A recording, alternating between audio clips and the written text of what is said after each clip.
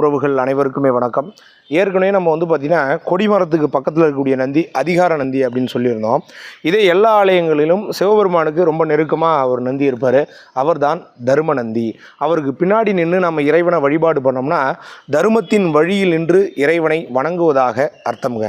அது மட்டும் இல்லை, அந்த நந்தி பகவானுடைய மூச்சு காத்து சிவபெருமான் மீது தொடர்ந்து பட்டுக்கிட்டு இருக்கதா சொல்கிறாங்க. அதனால தான் சிவாலயங்களில் நம்ம நந்தி பகவானுக்கும் சிவபெருமானுக்கும் குறுக்கால போயிட்டு நம்ம நிற்கக்கூடாது. அந்த மூச்சு காற்று படுவது தடைபடும். அது மட்டும் இல்லைங்க, அவருடைய முழு நேர தரிசனம் நம்ம கெடுக்கிற மாதிரி ஆகிடும்.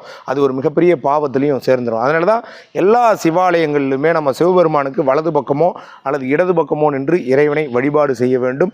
தர்மத்தின் வழியில் நின்று நம்மை வழிகாட்டக்கூடிய தரும நந்தி அவர்களுடைய புகழ் ஓங்குக அப்படின்னு சொல்லிட்டு இந்த இடத்துல தெளிவாக சொல்லிக்கிட்டு, நீங்கள் போகிறப்ப யார் அதிகார நந்தி அவரை வழிபடுறதுனால என்ன பலன், யார் தரும நந்தி அந்த தர்மத்தின் வழியில் எப்படி நிற்க வேண்டும் என்பதெல்லாம் நீங்கள் ஆலயத்துக்கு போகும்போது நான் சொன்ன விஷயங்களை ஃபாலோ பண்ணி பாருங்கள். ஒரு மிகப்பெரிய மாற்றம் வரும்.